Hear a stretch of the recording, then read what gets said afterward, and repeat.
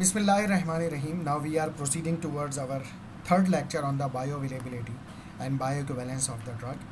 And we have already discussed methods for assessing the bioavailability and bioequivalence, in which we have discussed 5 different methods: in vivo measurement of active moiety in biological fluid, in vivo pharmacodynamic comparison, in vivo limited clinical comparison, in vitro comparison, and any other approach deemed acceptable by the FDA or regulatory body.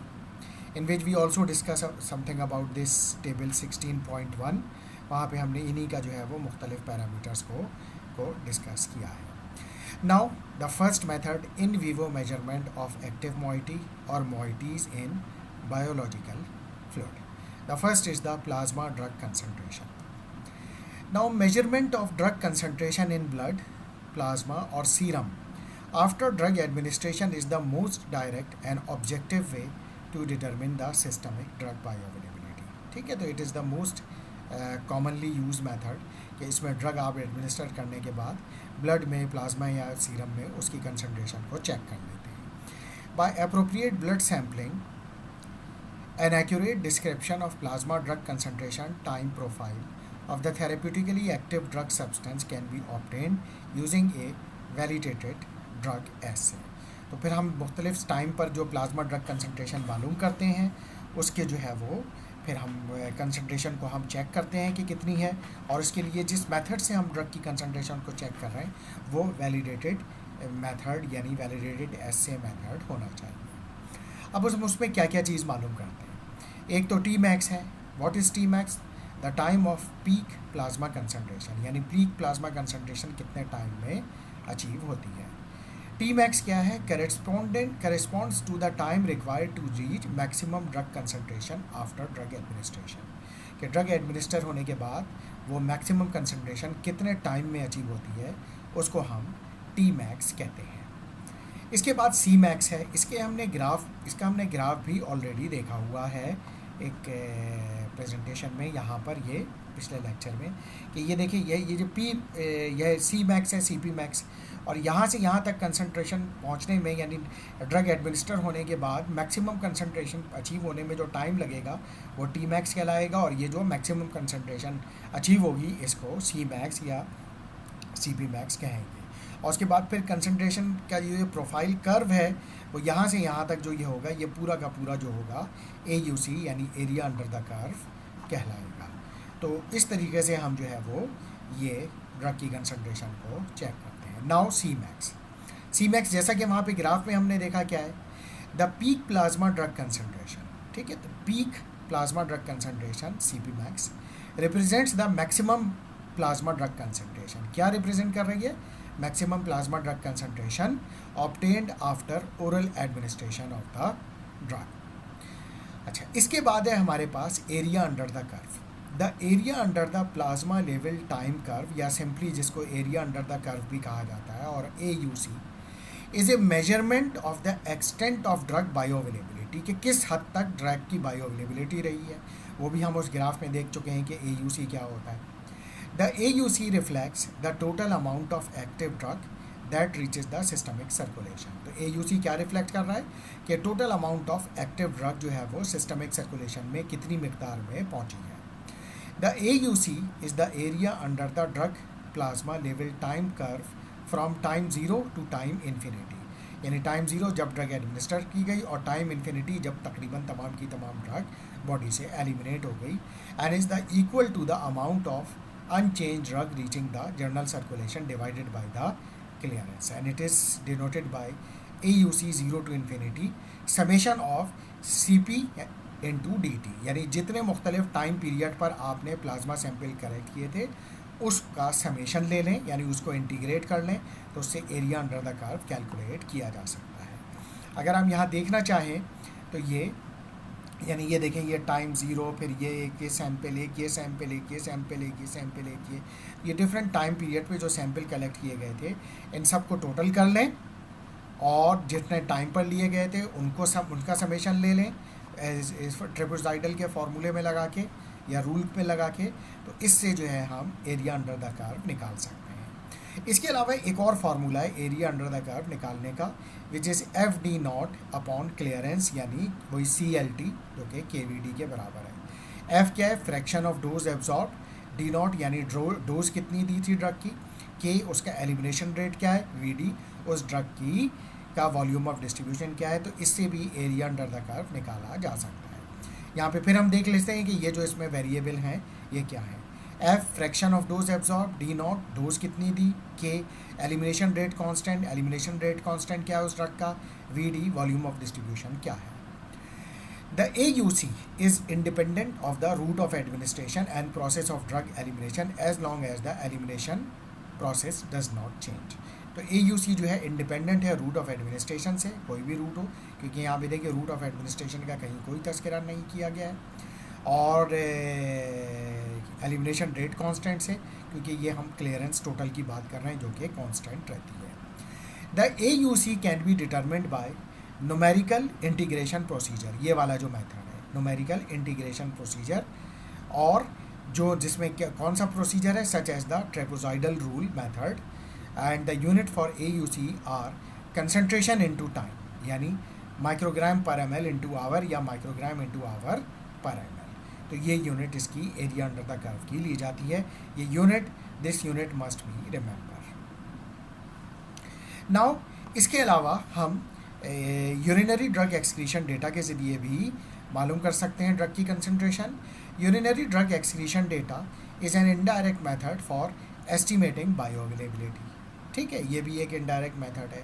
The drug must be excreted in significant quantities as unchange drug in the urine, यानी metabolite ना हो बल्कि parent drug हो। In addition timely urine sample must be collected and total amount of urinary drug excretion must be obtain. Timely आप urine sample collect करें, कोई ज़ाया ना हो यूरिन सैंपल, और जब तक ड्रग आ रही है जब तक यूरिन में सैंपल कलेक्ट करते रहें। तो अब इसमें जो है जैसे डी यू जो है, D U infinity, that is cumulative amount of drug excreted in the urine, यानी इनफाइनाइट टाइम तक जितना भी ड्रग है वो जो है वो आ रही है, तो ये डी यू इन्फिनिटी कहलाएगी।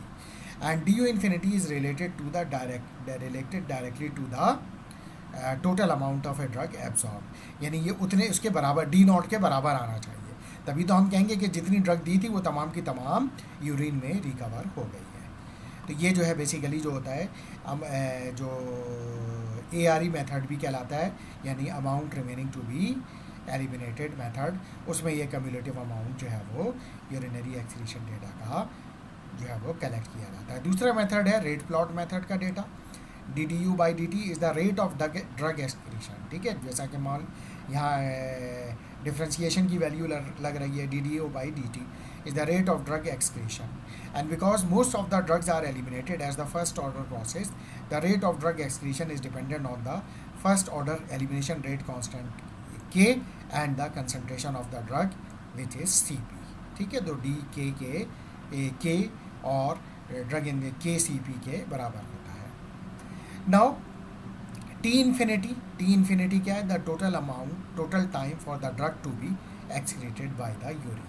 तो ये पैरामीटर्स यहाँ पर हमें मालूम करने की ज़रूरत पड़ सकती है अगर हम डेटा, यानी हमें अगर हम यूरिनरी ड्रग एक्सक्रीशन से कर रहे हैं तो T infinity, DDU/dt and DU infinity हमें चाहिए होगा, और अगर हम प्लाज्मा से कर रहे हैं तो T मैक्स, AUC और CP मैक्स का डेटा हमें चाहिए होगा इन ऑर्डर टू डिटरमिन और compare the bioavailabilities of standard drug and test drug, और फिर हम उसको चेक करेंगे। अगर वो उनमें सिमिलैरिटी आती है तो फिर बायो इक्विवेलेंट होंगी, सिमिलैरिटी नहीं आती तो फिर बायो इक्विवेलेंट नहीं होंगी। Now bio equivalence studies based on pharmacodynamic and points, in vivo pharmacodynamic comparison. ठीक है, तो ये है, अब ये हमने इन वीवो फार्माकोकाइनेटिक पैरामीटर कर लिए, अब हम in vivo pharmacodynamic end point या इन वीवो फार्माकोडायनेमिक पैरामीटर्स को कंपेयर कर रहे हैं। In some cases, the quantitative measurement of a drug in plasma is not available। ठीक है, कुछ केसेस में ड्रग की जो क्वांटिटी है, यानी वो ये AUC प्लाज्मा कंसंट्रेशन, इसको मेजर करना नॉट इजी टास्क, और in vitro approach are not applicable, और वहाँ पर इन विट्रो अप्रोच भी एप्लीकेबल नहीं होगी। So the following criteria for a pharmacodynamic end point study are important. उस केस में हम फार्माकोडायनेमिक क्राइटेरिया के ज़रिए जो है एंड पॉइंट उसको लेके, यानी स्टडी के जो एंड पॉइंट रिजल्ट्स हैं उसको लेके कंपेयर कर सकते हैं। For example A dose response relationship is demonstrated कि डोज ज़्यादा दी तो कैसा रिस्पॉन्स आया, डोज कम दी तो रिस्पॉन्स कैसे आया। या फिर the pharmacodynamic effect of selected dose should be at the rising phase of dose response curve as shown is figure 16.11। Figure 16.11 देखें तो ये देखें डोज रिस्पॉन्स कर्व के कि जब डोज इतनी थी तो क्या हुआ, जब डोज इतनी थी तो रिस्पॉन्स कहाँ पर चला गया। ठीक है, तो डोज रिस्पॉन्स कर्व। अच्छा, then sufficient measurement should be taken to assure an appropriate pharmacodynamic response profile, यानी मेजरमेंट किया जाए कि कितनी डोज पे फार्माकोडायनेमिक रिस्पॉन्स यानी ड्रग का रिस्पॉन्स कितना आता है। ऑल फार्माकोडायनेमिक मेजरमेंट ऐसे should be validated for specificity, accuracy, sensitivity and precision, यानी तमाम को जो भी आप फार्माकोडायनेमिक मेजरमेंट करना चाह रहे हैं तो फिर वो वैलिडेटेड होने चाहिए, यानी वो स्पेसिफिक होने चाहिए उस ड्रग के लिए, उसमें स्पेसिफिसिटी होनी चाहिए, एक्यूरेसी भी होनी चाहिए, सेंसिटिव भी हो वो, और प्रिसीजन भी हो, यानी रिप्रोड्यूसिबिलिटी भी मौजूद हो। तो ये है हमारे पास pharmacodynamic end point.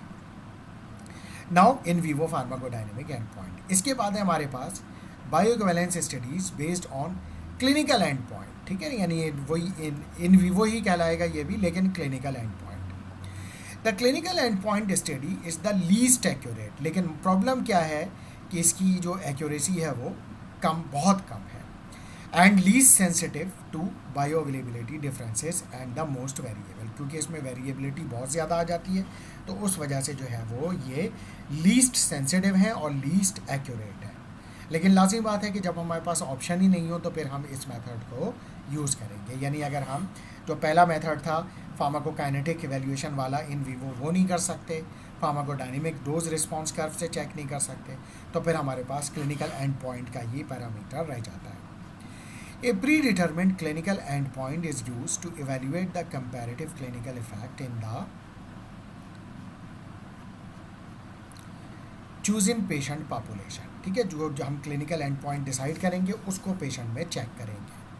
Highly variable clinical response require the use of large number of patient study subjects, which increases cost and require a longer time to complete compared to other approach for determination of bioequivalence।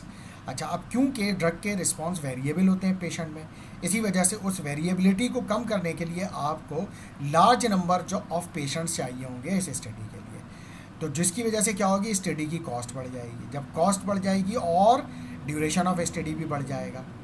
ठीक है, और ये फिर ऐसे study के drawback हो जाएंगे कि कॉस्ट भी बढ़ जाएगी और ड्यूरेशन ऑफ स्टडी भी बढ़ जाएगा। ठीक है, एज़ कम्पेयर टू जो प्रीवियस हम मेथड यूज़ या डिस्कस कर चुके हैं। The FDA considered this approach only when analytical method and pharmacodynamic methods are not available to permit the use of one of the approach described above। यानी FDA इस approach को, ये जो अभी हम बात कर रहे हैं क्लिनिकल एंड पॉइंट वाली, तो इसको सिर्फ उस सूरत में इजाज़त देती है कि जब हम कोई क्वांटिटेटिव मेजरमेंट नहीं कर सकते हो फार्माकोकाइनेटिक और फार्माकोडायनेमिक एवेल्यूएशन भी नहीं कर सकते हो, तो फिर उसी सूरत में इसकी परमिशन मिलेगी। The clinical study is usually a limited, comparative, parallel clinical study using predetermined clinical endpoints। और जो clinical study होगी वो limited होगी, comparative होगी, यानी between test drug and reference drug, parallel clinical study होगी, साथ साथ चलेगी, और predetermined clinical endpoint को चेक किया जाएगा। Clinical endpoint bioequivalence studies are recommended for those products that have negligible systemic uptake and for which there is no identified pharmacodynamic measure and for which the site of action is local। आमतौर पे इसकी permission किस case में मिलती है, clinical end point बायोइक्विवेलेंस study की, ऐसी drugs जिनकी सिस्टमिक अपटेक ना हो, यानी सिस्टमिक एब्जॉर्प्शन ना हो, फार्माकोडायनेमिक मेजर्स जो है वो आइडेंटिफाइड ना हो, और हमें लोकल एक्शन चेक करना हो। Like for example use to establish bioequivalence for topical antifungal drugs, for example ketoconazole, or for topical acne preparation, यानी टॉपिकल जो स्किन पे यूज़ होती हैं, एंटी फंगल हो, स्टीरॉइड्स हो, एक्नी प्रिपरेशन हो, उसकी बायोइक्विवेलेंस चेक करने के लिए ये मेथड यूज़ किया जाता है. Some examples of drug products where a clinical endpoint bioequivalence study is recommended are listed in table 16.3. वो यहाँ पे कुछ एग्जाम्पल दी गई हैं. Like for example calcipotriene cream, plaque psoriasis, यानी इसके प्लैक जो बन जाते हैं सोरियासिस के लिए, स्टडी ड्यूरेशन 56 डेज का. Proportion of A subjects in the PP population, यानी जो दोनों में एक में जो है वो आपने जो है पीपी पॉपुलेशन यानी दो ग्रुप में डिवाइड करेंगे ना, एक को स्टैंडर्ड ड्रग देंगे और एक को टेस्ट ड्रग देंगे. And with A treatment success on PGA क्या है, physician global assessment of the disease के डिजीज़ की सीवियरिटी क्या थी और उसमें कितना इम्प्रूवमेंट है. And clinical success of Pasi क्या है, सोरियासिस एरिया सेंसिटिविटी इंडेक्स. तो ये जितना इंडेक्स जो होगा कंट्रोल में आएगा, कम होता जाएगा, तो इसका मतलब है उतना ही ठीक है. तो ये एंड पॉइंट ले लेते हैं कि इसके ज़रिए जो है वो पेशेंट को हम चेक करते हैं कि वो सही हो रहा है या नहीं है. इसी तरीके से इमिक्यूमोट क्रीम, ठीक है, ये है एक्टिनिक केराटोसिस के लिए. Proportion of A subjects in the PP population, यानी जो डिवाइड है with treatment success 100% clearance of all AK lesions, यानी यही एक्टिनिक केराटोसिस लीकेज लीजन्स जो है इनको 100% क्लियर होना चाहिए. अगर दोनों टेस्ट ड्रग और रेफरेंस ड्रग से एक ही जैसा रिजल्ट है तो फिर इसका मतलब है दे आर बायोइक्विवेलेंट. इसी तरीके से कीटोकोनाजोल शैम्पू यूज़ क्या है इसका, डैंड्रफ के लिए. तो वही proportion of patient with treatment success और cure and defined as a score 0 to 1 on global evaluation scale erythema rating, यानी 0 से 1 तक. 0 means no response, 1 means complete response. तो इसको यानी ये वही है कि जो है वो सक्सेस ऑफ द क्योर के मीन्स के 0 या और 1. 0 means no benefit, 1 means cure. तो ये जितना जो है अच्छा स्कोर होगा पेशेंट्स का, जितना ज़्यादा टेस्ट ड्रग में और स्टैंडर्ड ड्रग में, तो वो फिर रिजल्ट जो होंगे वो कंसिडर किए जाएंगे.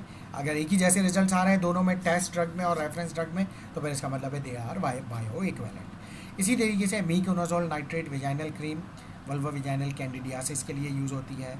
नाइट्रोक्सिनाइड टैबलेट डायरिया कॉज बाय जार्डिया लैम्बलिया, जो कि एक जो है वो प्रोटोजोन है, उससे हो सकता है ये. सुक्रालफेट टैबलेट जो हैं ये यूज़ होती हैं, जो कि उसके लिए एक्टिव ड्यूरेनल अल्सर के लिए यूज़ होती हैं, H पाइलोरी नेगेटिव पेशेंट्स के लिए.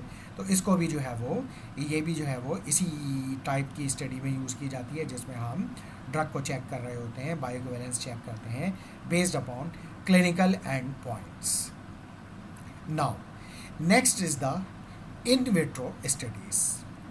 इन विट्रो स्टडीज़ में कंपैरेटिव ड्रग रिलीज या dissolution studies under certain conditions may give an indication of drug bioavailability and bioequivalence. ठीक है, जो यानी ड्रग का रिलीज पैटर्न कैसा है, डिसोल्यूट क्या उसका वो डिसॉल्व कैसे हो रही है, यानी डिसोल्यूशन पैटर्न कैसा है, उससे भी ड्रग की बायोअवेलेबिलिटी को प्रिडिक्ट किया जा सकता है. Ideally the in vitro drug dissolution rate should correlate with in vivo drug bioavailability. यानी आइडियली क्या है कि ड्रग का जो इन विट्रो उसका डिसोल्यूशन रेट है उसको कोरिलेट किया जाता है कि उसकी आईवी ड्रग बायोअवेलेबिलिटी जो होगी वो कैसी होगी. यानी अगर उसका डिसोल्यूशन रेट अच्छा है तो एजम्पशन यही होगी कि उसकी बायोअवेलेबिलिटी भी अच्छी होगी. डिसोल्यूशन रेट पुअर है तो फिर बायोअवेलेबिलिटी भी पुअर होगी. तो that is why it is called IVIVC, यानी in vitro in vivo correlation या in vivo in vitro correlation. The test, इसमें क्या होगा, the test and the reference products for which the in vitro release rates from the basis of the bioequivalence usually demonstrate Q1 Q2 sameness. अच्छा, यानी quantity of the one and quantity of the two. ठीक है, यानी दोनों drug की, test drug की और reference drug की, means quantitatively same inactive ingredient in the quantitatively same amount. यानी ठीक है, ये Q1 Q2 क्या है, quantitatively same inactive ingredient and the quantitatively same amount. ठीक है, यानी इनएक्टिव इंग्रेडिएंट और जो एक्टिव इंग्रेडिएंट हैं जो उनकी सबकी हर चीज़ की सेम अमाउंट है. So comparative dissolution studies are often performed on several test formulation of the same drug during drug development. ठीक है, तो जो कंपैरेटिव डिसोल्यूशन स्टडीज़ करते रहते हैं हम टेस्ट फॉर्मुलेशन पे, ठीक है, ड्रग डेवलपमेंट के दौरान। Comparative dissolution profile may be considered similar if the similarity factor और F2 इज़ ग्रेटर देन 50, यानी अगर दोनों ड्रग का जो रिजल्ट्स हैं टेस्ट और रेफरेंस के, उसका F2 का स्कोर जब आप चेक करेंगे वो आ रहा है ग्रेटर देन 50 या ग्रेटर देन 50%, तो फिर हम कहा जाएगा कि ये सिमिलैरिटी फैक्टर क्वालिफाई हो गया and both drugs are similar.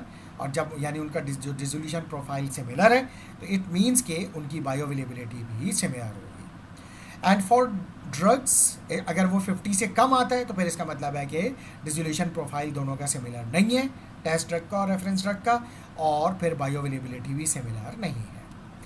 For drugs whose dissolution rate is related to the rate of systemic absorption, the test formulation that demonstrate the most rapid rate of drug dissolution in vitro will generally have the most rapid rate of drug bioavailability in vivo। वही वाली बात जो हम already कर चुके हैं कि test drug का, यानी हम उसको कैसे चेक करते हैं, रेट जो ड्रग का डिसोल्यूशन रेट को हम चेक करते हैं रेट ऑफ सिस्टमिक एब्जॉर्प्शन से, कि जो टेस्ट फार्मूलेशन है अगर वो डेमोस्ट्रेट कर रही है rapid rate of drug dissolution in vitro, ठीक है, यानी rapid rate of drug dissolution in vitro, यानी डिसोल्यूशन एपरेटस में उसकी डिसोल्यूशन बहुत रैपिड हो रही है, तो वो will generally have rapid rate of drug bioavailability, यानी उसकी जो इन वीवो होगी वो बायोअवेलेबिलिटी भी रैपिड होगी। Under certain conditions comparative dissolution profiles of higher and lower dose strengths of a solid oral drug product such as an immediate release tablets are used to obtain a waiver or bio-waiver of performing additional in vivo bioequivalence studies। ठीक है, आमतौर पे जो certain condition में ये drug जो है हम किन पे, यानी कंपैरेटिव डिसोल्यूशन प्रोफाइल हम किन ड्रग्स का करते हैं, higher and lower dose strength of solid oral drug product, ठीक है, such as immediate release tablet. तो फिर अगर ये F2 टेस्ट पास हो जाए, यानी सिमिलैरिटी फैक्टर ग्रेटर देन 50% आ जाए, तो फिर ये ड्रग पास हो जाती है, यानी बायोइक्विवेलेंट कंसिडर की जाती है और इसका बायोवेवर मिल जाता है। बायोवेवर का मतलब क्या है कि उसको इन वीवो टेस्ट करने की ज़रूरत अब नहीं रही है, ठीक है, वैसे भी मतलब है बायो मीन्स लाइफ, वेवर का मतलब है छूट मिल गई, ठीक है, तो बायोवेवर यानी इन वीवो टेस्ट की, यानी लाइफ में टेस्ट की, ह्यूमन पे टेस्ट की छूट मिल गई। डिसोल्यूशन प्रोफाइल का डेटा ही FDA या रेगुलेटरी बॉडी एक्सेप्ट कर लेगी कि हाँ भाई ठीक है, ये आपकी ड्रग जो होगी वो बायोअवेलेबल कंसिडर की जाएगी। तो ये जो है इन विट्रो टेस्ट है। अच्छा जनाब, तो ये इन विट्रो हो गया। इसके अलावा other approaches deemed acceptable by the FDA, और दूसरी अप्रोचेस जो कि FDA के लिए एक्सेप्टेबल हैं उनको हम डिस्कस करने जा रहे हैं। यहाँ पे हम कुछ उनकी एग्जाम्पल्स भी लेंगे।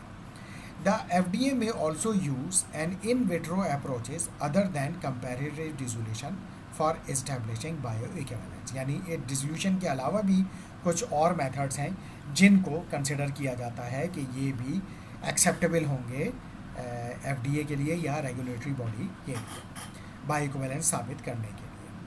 The use of in vitro biomarkers और in vitro binding studies has been propose to establish bioequivalence, ठीक है, इन विट्रो बायोमार्कर्स हो या इन विट्रो बाइंडिंग स्टडीज़, उसको भी जो है बायोइक्विवेलेंस चेक करने के लिए यूज़ किया जा सकता है। For example cholestyramine resin is a basic quaternary ammonium anion exchange resin that is hydrophilic, insoluble in water and not absorbed in the gastrointestinal tract।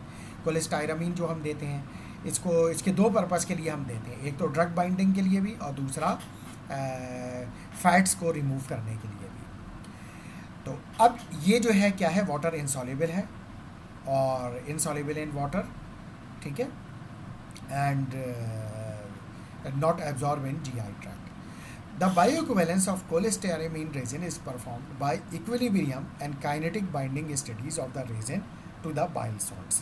तो इसको चेक किया जाता है कि बाइल सॉल्ट से, इन विट्रो चेक किया जाता है कि बाइल सॉल्ट लेके कि जो हम जेनेरिक है cholestyramine resin उसकी बाइल सॉल्ट से बाइंडिंग कितनी है और जो स्टैंडर्ड ड्रग है यानी रेफरेंस ड्रग है उसकी जो है बाइल सॉल्ट से बाइंडिंग कैसी है। तो अगर दोनों की बाइंडिंग सेम है तो इसका मतलब है कि ये बायोइक्विवेलेंट है, और अगर बाइंडिंग में डिफरेंसेस आ रहे हैं तो फिर इसका मतलब है बायोइक्विवेलेंट, टेस्ट ड्रग की बायोइक्विवेलेंट जो है वो रेफरेंस ड्रग से बायोइक्विवेलेंट नहीं है, तो ये भी इन विट्रो किया जा सकता है। इसके अलावा calcium acetate tablet which exerts the therapeutic response bye binding phosphate in the GI tract, ठीक है। तो जो कैल्शियम एसीटेट टैबलेट है ये फॉस्फेट बाइंडर के तौर पर यूज़ होती हैं, तो ये क्या करती हैं, बाइंडिंग करती हैं जीआई ट्रैक्ट में फॉस्फेट से। So the FDA recommends a relatively simple in vitro binding assay based on the test reference binding ratio over a range of phosphate concentration। यानी फिर हम क्या करते हैं, इन विट्रो बीकर में दोनों ड्रग जो है वो बाइंड जो है फॉस्फेट से बाइंड कराते हैं और बाइंडिंग चेक करते हैं फॉस्फेट से, और टेस्ट ड्रग की और रेफरेंस ड्रग की, तो जिससे जो, और अगर ये बाइंडिंग रेशो 1:1 आ रहा है, इसका मतलब है दोनों से बराबर बाइंडिंग है, तो मीन्स बायोइक्विवेलेंट हो गई।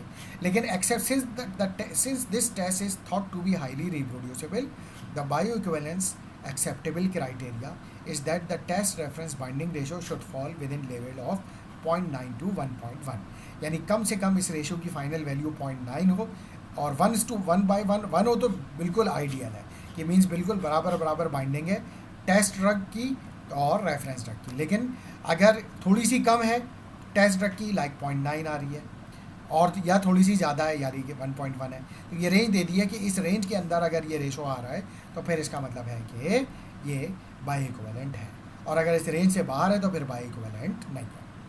The FDA accepts various other in vitro approaches for bioequivalence assessments। इसके अलावा भी और दूसरे इन विट्रो अप्रोचेस हैं बायोइक्विवेलेंस असेसमेंट के लिए, जो जिसकी परमिशन FDA ने या वो एक्सेप्ट कर लेता है for specially purpose generic locally acting drug products. For example acyclovir topical ointment, जो कि एक एंटीवायरल ऑइंटमेंट है, टॉपिकल ऑइंटमेंट। इसमें क्या होगा, recommend bioequivalence approach consist of comparative in vitro release testing and physicochemical characterization, कि in vitro उसकी release testing में जो कंपैरिजन है फिजिको-केमिकल कैरेक्टराइजेशन के बाद कि उसकी फिजिको-केमिकल प्रॉपर्टीज सेम आ रही हैं जो टेस्ट ड्रग है और रेफरेंस ड्रग है, और इन विट्रो दोनों के रिलीजिंग पैरामीटर कैसे हैं। अगर वो दोनों सेम है तो इसका मतलब ये है कि फिर वो ड्रग बायोइक्विवेलेंट कंसिडर की जाएगी। लेकिन अगर वो उनमें ये इन विट्रो रिलीज में और फिजिको-केमिकल कैरेक्टराइजेशन में डिफरेंस आ जाए तो फिर हम उसको कहेंगे कि ये बायोइक्विवेलेंट नहीं है। तो ये जो है हमारे पास जो है अदर मेथड्स में शामिल है। Now the next part is और point is bioequivalence studies based on multiple end point, यानी एक से ज़्यादा एंड पॉइंट भी रखे जा सकते हैं। The FDA may recommend 2 or more bioequivalence studies and each based on different approaches for some drug product with complex delivery system or mechanism of action। आमतौर पे ये उन ड्रग के लिए है जिनको जो है, जो यानी 2 अप्रोचेस इसलिए यूज़ की जाती हैं, 2 और मोर बायोइक्विवेलेंस स्टडीज़ उन ड्रग्स के लिए जो कि जिनका ड्रग डिलीवरी सिस्टम खासा कॉम्प्लेक्स होता है या मैकेनिज्म ऑफ एक्शन कॉम्प्लेक्स होता है। Some examples of drug product that FDA require multiple bioequivalence studies are listed in table 16.4। Table 16.4 में देखते हैं कि वो कौन सी ड्रग हैं जिनके लिए जो है वो मल्टीपल एंड पॉइंट्स रखे जाते हैं। ये हमारे पास table 16.4 drug product for which FDA recommends multiple bioequivalence approaches, like diclofenac gel use होता है किसके लिए, ऑस्टियोआर्थराइटिस ऑफ द नी, ये टॉपिकली अप्लाई होगा। अप्रोच क्लिनिकल है, एंड पॉइंट क्या है। अच्छा, क्लिनिकल अप्रोच में क्या करेंगे, pain score change from base line, यानी इसको लगाने से पहले पेन कितना था और इसको लगाने के बाद पेन कितना रिड्यूस हुआ, एक एंड पॉइंट, ये क्लिनिकल एंड पॉइंट होगा। दूसरा क्या होगा, इन वीवो फार्माकोकाइनेटिक, यानी उसकी जो वहाँ पर एरिया जो था वहाँ के फ्लूइड में कंसंट्रेशन कितनी थी, तो उसका एरिया अंडर द कर्व या मैक्सिमम कंसंट्रेशन थी, तो ये CP मैक्स, यानी फार्माकोकाइनेटिक इन वीवो भी। तो ये 2 एंड पॉइंट हो गए, क्लिनिकल भी और इन वीवो फार्माकोकाइनेटिक भी। इसी तरह से नाइट्रोजॉक्साइड ओरल यूज़ होती है डायरिया कॉज बाय जार्डिया लैम्ब्लिया। ठीक है, ये क्या है, एक प्रोटोजोन है जिससे जो है जार्डिया लैम्ब्लिया जो कि इन्फेक्शन कॉज करता है एब्डोमिन और डायरिया कॉज करता है। इसके भी 2 अप्रोचेस हैं, clinical and in vivo pharmacokinetic. Clinical में क्या होगा, proportion of patient with well clinical response, यानी क्लिनिकल रिस्पॉन्स बेहतर आया, डायरिया ठीक हुआ या नहीं हुआ, तो ये क्लिनिकल आउटपुट होगा, क्लिनिकल आउटकम। दूसरा फार्माकोकाइनेटिक, वही AUC और CP मैक्स मालूम कर लिए, या इन दोनों में से कोई एक मालूम कर लिया। इसी तरीके से फ्लूटिकेसॉन प्रोपायोनेट नेज़ल सस्पेंशन, यानी नेज़ल इनहेलर कह लीजिए, नेज़ल किया एलर्जिक रिनाइटिस के लिए। क्लिनिकल एंड पॉइंट क्या होगा? Total nasal symptom score change from base line, यानी कितनी बेहतर हुई नेज़ल सिम्टम्स, और इन वीवो फार्माकोकाइनेटिक के वहाँ की नेज़ल सिक्रीशन में उसकी कंसंट्रेशन कितनी अचीव हुई या मैक्सिमम कंसंट्रेशन क्या है। इसके अलावा इन विट्रो भी चेक किया जा सकता है। तीसरा पॉइंट भी है यहाँ पे, comparison of device performance with regard to the amount of drug per actuation, droplet size, distribution and plume shape, यानी किस तरह के शेप में वो ड्रग जो है वो डिस्ट्रीब्यूट हो रही है वहाँ पे नेज़ल कैविटी में। तो इस तरीके से भी हम ड्रग की कंसंट्रेशन या उसको मालूम कर सकते हैं, और ड्रग कितनी जा रही है, और दोनों में फ़र्क क्या है टेस्ट ड्रग में और रेफरेंस ड्रग में। इसी तरीके से मेज़ेलामाइन DR and ER formulations ulcerative colitis के लिए यूज़ होती हैं, ठीक है। इसी तरीके से मेज़ेलामाइन रेक्टल एनीमा, ठीक है, और ये DR means delayed release, ER means extended release. Mesalamine rectal enema वही ulcerative colitis, proctitis, proctosigmoiditis, sigmoiditis यानी इन्फ्लेमेशन के लिए, इस एरिया के लिए, लार्ज इंटेस्टाइन के लिए मेज़ेलामाइन सपोजिटरीज, और रेस्पेरिडोन लॉन्ग एक्टिंग इंजेक्टेबल ये यूज़ की जाती है बाइपोलर 1 डिसऑर्डर एंड शिज़ोफ्रेनिया के लिए।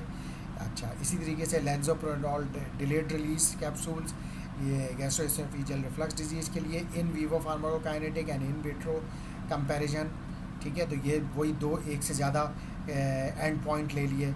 इसी तरीके से फिर ये dexamethasone tobramycin ophthalmic solution for the inflammation and infection of the I cataract surgery, in vivo pharmacokinetic and in vivo microbial killing rate.